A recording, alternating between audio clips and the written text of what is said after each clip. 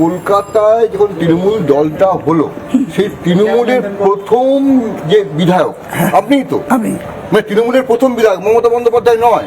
মমতা বন্দ্যোপাধ্যায় তো বিধায়ক দাঁড়াননি, তখন পরে দাঁড়িয়েছে।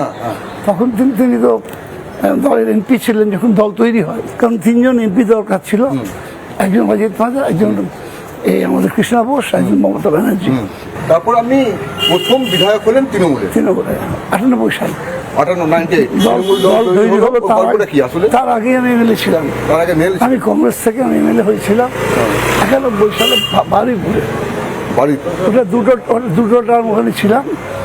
ওখানে আমি হিমেন মজুমদার আর সুজন চক্রবর্তী দুজনকে হারিয়েছিলাম। সুজন চক্রবর্তী হারিয়েছিলেন ওদের ওর পাড়াতেই হারিয়েছিলাম। তারপরে মমতা আমাকে ডাকলেন, ডেকে বললো যে শোভনদা আপনাকে এমএলএ ছাড়তে হবে। আমি কেন?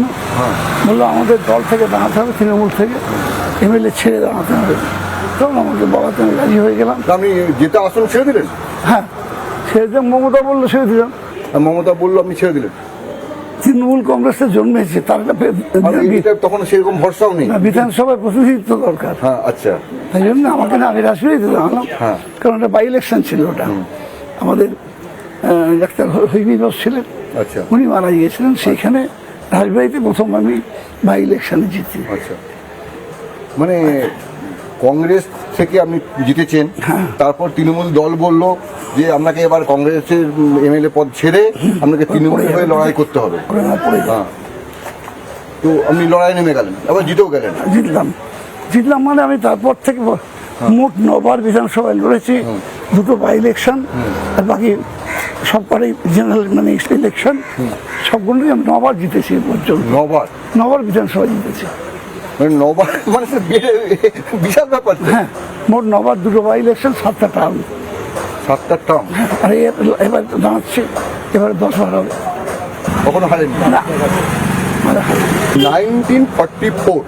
1944 সাল আপনি জন্মগ্রহণ করলাম। তারপর থেকে আপনার লড়াই শুরু হলো। তারপর থেকে একটু বড় হয়ে বক্সিং শুরু করেছি। বক্সিং খুব ছোট বয়স থেকে বক্সিং। পারবেন বক্সিং করতে? হ্যাঁ, পারবো, খেলাম, কিন্তু বয়স হয়ে গেছে তো বেশিক্ষণ দম থাকবে না। কারণ আমি সেই দৌড়ানো ব্রিগেড প্যারেড যেমন দৌড়ে পাক দিয়েছি আমরা, রেসকোর্স দৌড়ে পাক দিয়েছি আমরা, এখন তো আমরা সেটা পারবো না। একবার মানে শো ফাইট করেছি, বয়স অনেক বেশি বয়স হোক, তাহলে এক্সিবিশন ফাইটটাকে বলে আর কি, শো ফাইট। কিন্তু কোনো কন্টেস্টে এখন নামানোর বয়স নেই, আমার 82+। তাহলে আপনার আর বুদ্ধদেব ভট্টাচার্যের একই বয়স? প্রায় একই বয়স। 1944 বুদ্ধদেব ভট্টাচার্য জন্মগ্রহণ করছে। এই বুদ্ধদেব ভট্টাচার্য আপনাকে গুন্ডা বলতে নাকি? না, ওটা বলেছিলেন, হ্যাঁ, বিচ্যুতি আমাকে বলেছিলেন। আমি তখন বাড়িপুরের এমএলএ, ওখানকার সিপিএমের নেতা, খুব সম্ভবত সুজনই হবে, সুজন চক্রবর্তী। ও করেছে কি, মানে আসলে ওখানে চাষ হতো, বড়ো চাষ বলে, বড়ো চাষটা, এই চাষটা হতো আগে এই কোঠালের জলে। এখন মগরাহাট হচ্ছে এরকম বেসিন টাইপের, ওইখানে সেই জলটা জমতো। জমার পর ওই জলটা যখন উঁচু হতো, সেই জলটা বাড়ি পড়ে ঢুকতো, সেই জলে আমাদের বড়ো চাষ হতো। এবার বড়ো চাষ হতে গেলে ও করেছে কি, সমস্ত খালটার উপরে মাটি দিয়ে বন্ধ করে দিয়েছে। সেই বড়ো চাষ বন্ধ হয়ে গেল। ও তখন বলতে আরম্ভ করলো, দেখেছেন আপনারা তো তৃণমূল কংগ্রেস, তখন তো কংগ্রেসকে ভোট দিলেন, আর আপনাদের চাষ ছলচাতুরি করেছিল। তো সেই সময় আমি অত্যন্ত ক্ষুব্ধ হয়ে গিয়ে সোজাসুজি বিডিও যে অফিস ছিল, সেই বিডিও অফিসে গিয়ে বললাম যে এই মুহূর্তে এটা ক্লিয়ার করতে হবে, জলটা, এই মাটিটাকে ক্লিয়ার করতে হবে। একটুখানি তাল বাহানা করছিল, তখন আমি তো বক্সিং হাত চলে প্রথম এরকম একটা মেরেছি ওর টেবিলের উপরে, ওর কাঁচটা ভেঙে গেছে। ভিডিও অফিসে সেই টেবিলের উপর কাঁচটা থেকে ভেঙে গেছে। যাবো তো পুলিশ এসছে, আমি পুলিশের ওসিকে আর ওই ভিডিওকে নিয়ে খালের পাশ দিয়ে হাঁটতে আরম্ভ করলাম ছেলেদের নিয়ে।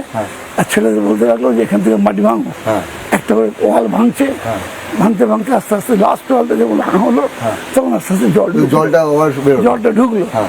এই যে জলটা ঢুকলো হ্যাঁ। এইটা দেখে আমারও আনন্দ হলো যে চাষ হবে এবার। মানুষের একটা আমার উপর একটা কনফিডেন্স ছিল যে হ্যাঁ শোভনদা আমাদের কাজটা করে দিয়েছে। এই গলিটা ছিল গণেশ মুখার্জির বাড়ি। গণেশ মুখার্জি? হ্যাঁ, একটু আগে গেলেই বাদিকে হেমন্ত মুখার্জির বাড়ি। হেমন্ত মুখোপাধ্যায়? একটু আগে। হেঁটে যাওয়া যাবে? আমার বাড়ি 25-এ, ওনার বাড়ি 27-এ। আপনিও তো গান করেন? হেমন্ত মুখার্জি আমাদের বাড়িতে অনেকবার এসছেন। আচ্ছা। আমার কাকিমা সঙ্গে ওদের বাড়ির খুব যোগাযোগ ছিল। হেমন্ত মুখার্জির ভাইজির চাকরি আমি দিয়েছি। হ্যাঁ। সে পাড়ার নেই তো। নানা ধরনের কন্টেন্ট দেখার জন্য লাইক করুন, শেয়ার করুন আমাদের ফেসবুক পেজ, সাবস্ক্রাইব করুন আমাদের ইউটিউব চ্যানেল। পাশাপাশি অন্যান্য ব্রেকিং নিউজের জন্য অবশ্যই চোখ রাখুন রিপাবলিক বাংলায়।